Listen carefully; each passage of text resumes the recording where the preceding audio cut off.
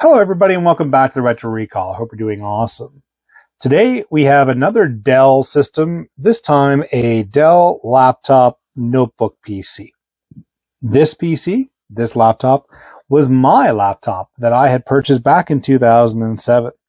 Now before we continue, if you haven't seen it yet, we did Attack of the Dells, which were 3 Dell towers that were pulled from e-waste. And we did an overview of them and also tried to get them going. And so thanks to everybody who commented down below and gave a bunch of great suggestions, great ideas, and try to get those systems up and running again. So if you haven't checked that out, please go take a look. And back to this one. So this laptop itself, I purchased in 2007, so it is still going today. And I just love this particular machine. And I decided to go ahead and do this video because I had seen some comments on other videos that said, hey, you know, if you see a D630, can you do a video on it? Or I have a D630, you know, the great machines and all those good things. So I just figured I would do a overview of the D630. So let's get right to it.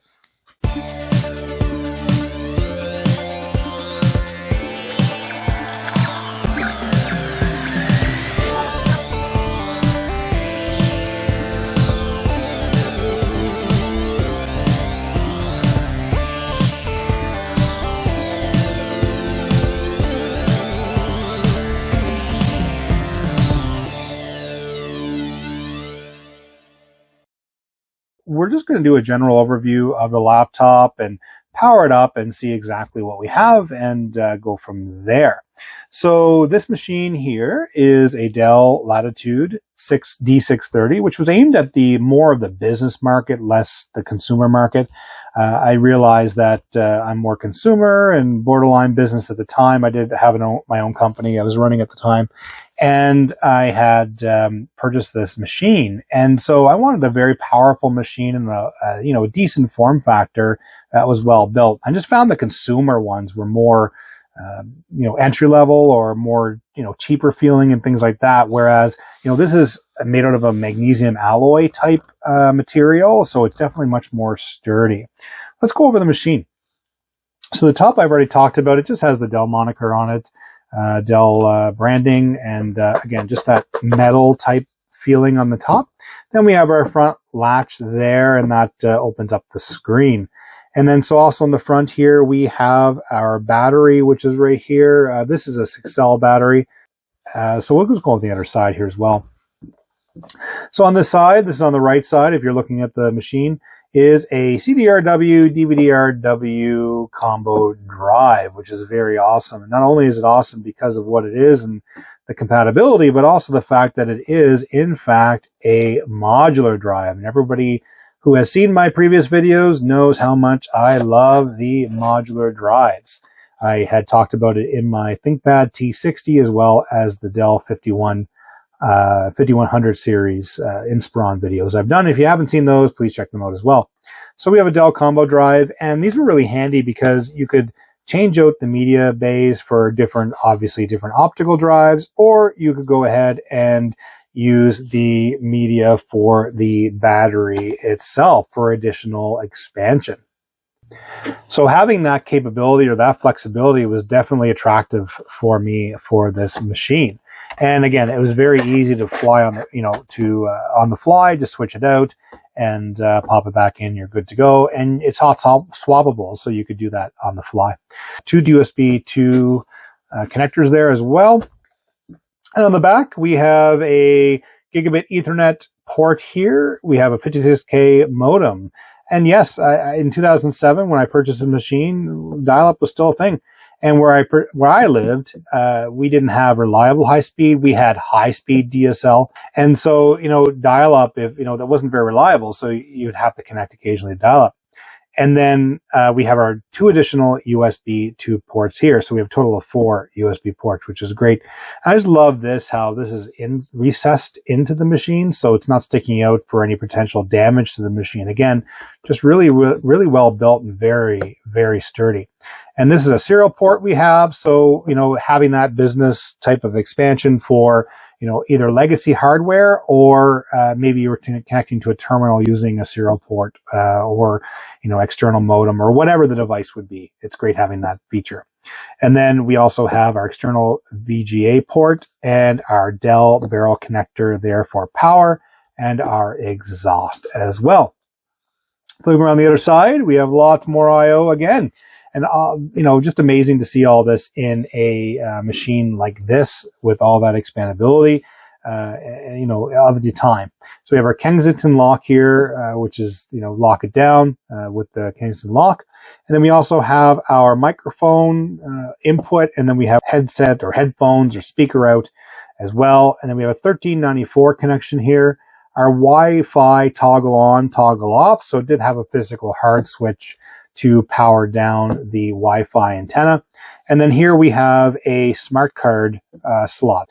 And we also have a PCM CIA slot here as well. This is just a dummy adapter plastic that's in there right now, but it's a fully working slot as well for expansion, which was great, again, on a machine in 2007. Let's go ahead and take a look at the actual machine itself when it's open. So there we are.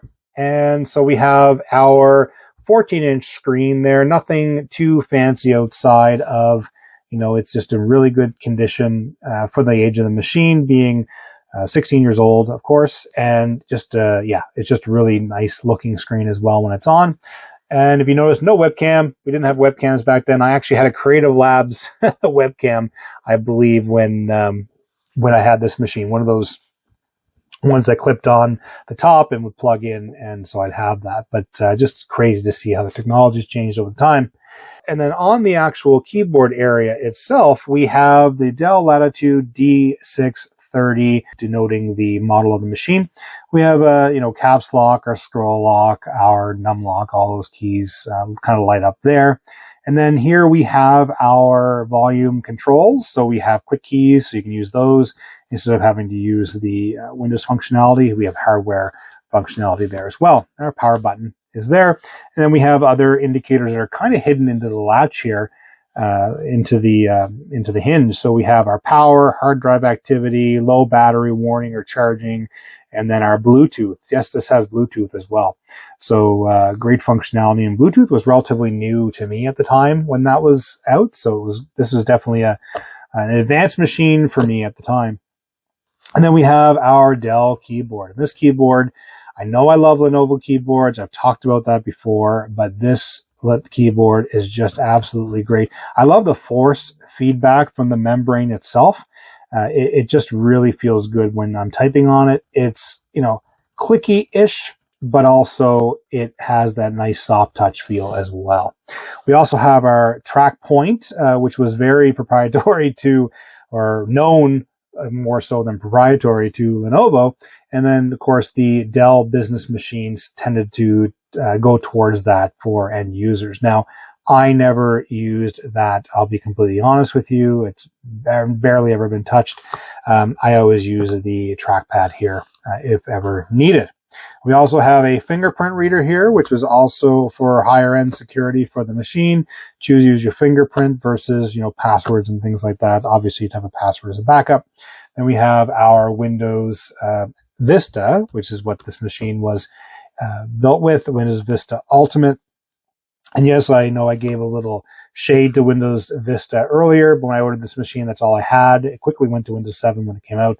But Windows Vista Ultimate wasn't terrible by this era when this was going and had the right hardware installed in it, and then the Centrino Duo processor in this machine. And so also want to show you, as part of this, is the paperwork when I purchased the machine and show everyone the build. So yes, I have the original paperwork on this as well. So showing back in 2007 in October when I had purchased the machine. And so it shows the build out of this actual machine. And we're going to go through this anyway in the hardware when it's on. But one thing I wanted to show is the price itself. So it's about $24,33.90. So $2,433.90. Yes, we pay lots of tax up here in Canada. It is what it is.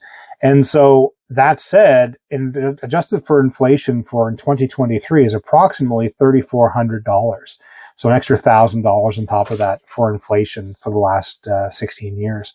So again, you get what you pay for, and that's something that I wanted in this machine, something that was going to last me. And here we are, you know, I say last me, but here we are 16 years later, and it is still a fully functioning machine. And I mean, Windows 7's on this machine right now. I could arguably put Windows 10 on here and run it, no problem. But yeah, I'm thinking about doing something different with this machine in the future, but we'll talk about that in a little bit. So let's fire this machine up and see what we have on it. So our power indicator right here. There's our Dell. Let's get into the CMOS here real quickly here. So now it is here. Let's go into the screen here so everybody can see a little better than what we're doing here. And I'm going to adjust it so that we get a little bit of that glare off. There we go. Okay, so real-time clock mode fixed. Time and date may be wrong. So that's the first I've seen of that now, to be honest with you. So that's telling me that the CMOS battery has finally died after 16 years. And because I did have this machine up and running recently. Invalid configuration information, please run the setup program. Time of day not set, please run setup program. So it's really complaining that we get in and do that. F1 key to continue, F2 to run the setup utility, or F5 to run the onboard diagnostics. I love the fact that it has onboard diagnostics so you can actually troubleshoot your PC even more so. Now, one thing I'll just mention is it's showing that, you know, in the indicator here that it's trying to charge the battery, that battery is just dead. So it is the 6-cell battery, as I had mentioned earlier. Let's jump into the setup utility real quickly here. And here we are in typical Dell fashion. You know, if you looked at the Attack of the Dells video, we definitely went over similar information in terms of the formatting for the Dell CMOS. So we have Dell Inc. Latitude D630 here, and that shows our system info. So it shows June 7th of 2007 is the BIOS version. I've never updated the BIOS or CMOS or whatever you want to call it in the system. I've never done that, never needed to do that. So, I mean, it was just always compatible, always worked for me, and I never really needed to do a lot of upgrading. So for our processor, we have an Intel Core 2 dual processor running at 2 gigahertz, and then of course goes down to 1.2 gigahertz, and 2 gigahertz is the maximum, and processor cache is 4 meg. Dual core, of course, yes. And then our memory info. So this machine here is 4 gigs of memory in here. Now, when I purchased this machine originally, it only had the 2 gigs of RAM. So I did upgrade this to 4, which would have been relatively expensive at the time when I had done that. So that's, again, but it gives you that extra juice here. And then so device info talks about our hard drive. So it says it's a 500 gigabyte hard drive that's installed in this machine with a DVD plus minus RW modular bay device is what's detecting inside there. Now, our video controller is the NVIDIA Quadro NVS135M. So I believe, yeah, here it is. It's a 128 megabyte video card that's dedicated inside here. And in 2007, that was pretty darn good. And I was looking for that when I built the system because, as I had mentioned, I played World of Warcraft. And I remember my friend had a gaming PC as well at the time. And so I was playing World of Warcraft sitting next to him on this laptop while he was on a desktop PC. And I remember him being quite impressed with this machine at the time. So we have a 14-inch wide XGA plus, LCD screen here panel, as well as 1440 by 900 is the native resolution. So definitely a nice resolution on the screen, decent panel. And the other thing I noticed that I want to talk about is the anti-glare. You know, it tended to be more aimed at business type machines because of overhead lighting and things like that. Just great to have the anti-glare here versus a gloss finish where, you know, the more you touch it, more fingerprints and the quality, depending on what you're looking for. So audio controller is Sigmatel 9205. Our modem controller is a Connexent HDA D330 MDC. We have Intel wireless Wi-Fi that's installed in here. Now, cellular device. I believe underneath the battery, there's an ability to add a cellular type of SIM type device, mobile device, to be able to activate this on the cellular network. if you wanted to be completely wireless that way. And this would have been one of the first entry-level machines, or I wouldn't say this machine was entry-level, but year-wise that would have been available. Then we have our Bluetooth as well, which is great as an option, not as an option, but it's installed in this machine. And then our AC adapter is just a 65 watt adapter. That's my original adapter that came with this as well. So battery info, primary, it says idle, 0 charge. It's absolutely dead. There's nothing in this machine. And then in our modular bay, it's indicated there's no battery installed there. So battery health, it cannot communicate with the battery. I mean, if that doesn't say it's dead, I don't know what does. So, hey, you can order a battery online by visiting Dell.com. So only Dell batteries should be used in Dell notebooks. And Dell batteries can only be purchased through Dell. Well, that's not necessarily always the case. And I definitely, the battery that's in here, I believe, is Dr. Battery and lasted me just as long for this. So it's good. And then modular bay is not installed again. Daytime, not touching that because it won't stay anyway. And here we also have our boot sequence. And so onboard devices, integrated NIC. So it gives you all the different options for, are we talking PXE boot or WIG on LAN and all those good things. So again, just a lot of customization you could do inside here. And our internal modem is enabled. I can turn it off if I want to reduce the resources that are used in the machine. External USB ports, so they're enabled. They're turned on. It's great that you had that functionality to turn them on and off. We have serial port, which we know is COM1. We have that on there. It just tells you the hardware configuration and resources. Your PC card, which I called the smart card earlier, and your 1394 connections. So they're all enabled here as well. And module bay device. I want to call it modular, is enabled. It just, you can turn it off or on. We also have our microphone, so our built-in mic into the laptop itself, and that's enabled. Video, so it just talks about the ambient light sensor, the brightness control, and our primary video. We want to use the dock or onboard video option. So under security, there's so much security in this laptop. I mean, internal hardware, passwords, wireless switch, all that stuff. Just neat that it has all these different options. Execute disable bit capability, so CPU XD support. TPM security, so it's at TPM obviously as well. CompuTrace, so it's obviously it's a service for the actual computer itself if you lost it or it was stolen. So under performance, we have multi-core support is enabled, dynamic acceleration is enabled, HDD acoustic mode is bypass. It says do nothing needed for older drives, but I could increase for performance. Speed step enable. We have our power management here as well. I mean, pretty standard power management stuff. I won't spend a lot of time on that. Maintenance. So we have load defaults and we have a service tag information to see the build. Docking. So dock device info. It's undocked right now, so there's nothing there to look at. Undocking method allows me to do warm or hot undock. I mean, basically it stays on while I'm, as long as it's supported, I can dock while it's running, which is awesome. PCI slot monitoring. Universal Connect as well. Again, just expansion capabilities because they would have came out with different docks for this.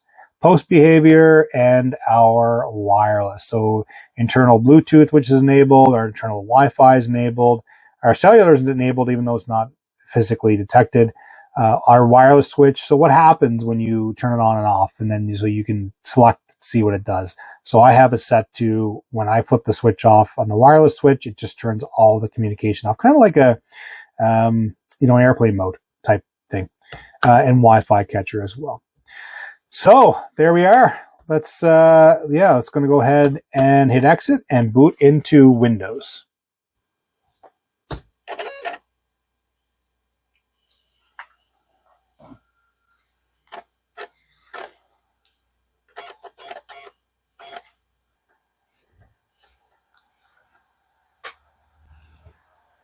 Here we are booting into Windows 7, and we'll click on the retro recall. It's a pretty nice display on this system. And the speakers on this computer aren't too bad as well. I've always enjoyed the speakers. I mean, they're still laptop speakers. They're not, super fancy, but definitely tolerable for what the machine is. Let's take a look at the actual machine itself, and we're going to Computer, under Properties. Just look at the hardware. Now, before I jump in there, I just want to look at the display settings. Okay, so we have 14, it's set to the highest, so 1440 by 900 is what's currently set at. So, yeah, I'll just zoom in here a little bit. That way everyone has a little bit of a better view of what's going on here. Yeah, so that's on the mobile PC display that we have selected, and basic information about the system. So we have Windows 7 Ultimate installed on this computer at the moment. Remember the ratings when Windows gave you the experience index? It's kind of funny to see that. So with the Intel Core 2 Duo T7300 at 2 gigahertz, 4 gigabytes of memory on there, and no pen or touch input for the display. So really awesome to have that on there.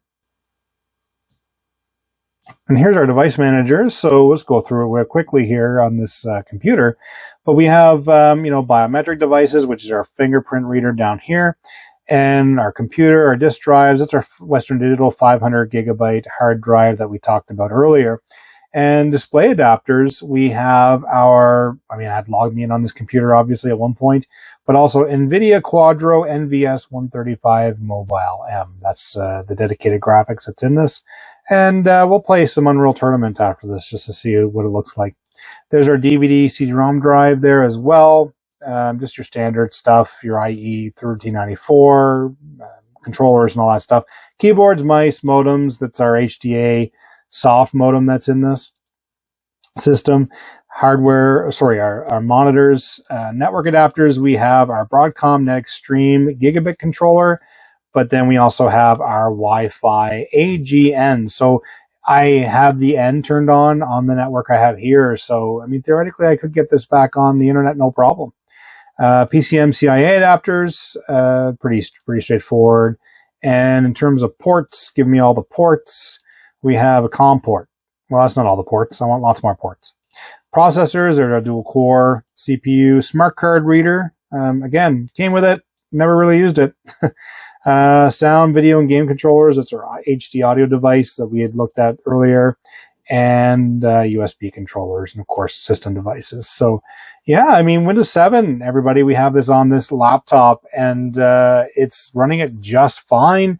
It was a Windows Vista machine that it originally came with. And yeah, so let's go and play some Unreal Tournament just to see, what kind of quality of the, video card experience, playing games on this system, having dedicated graphics, 4 gigabyte of memory in here, really made a difference in the laptop. And again, mobile computing, even in 2007, when this computer was around, or when this computer was manufactured, you still had a computer that was, the hardware and stuff that was around within a year of that. And so having dedicated graphics, again, I played World of Warcraft quite a bit on this laptop, so it was definitely good to use. And here we are with Unreal Tournament 2004.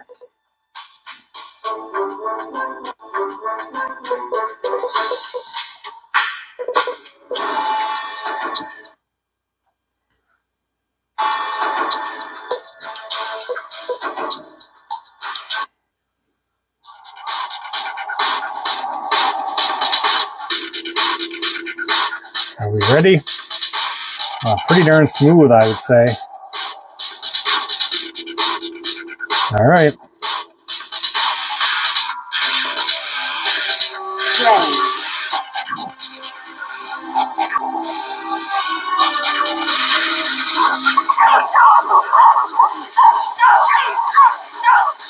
How did I die?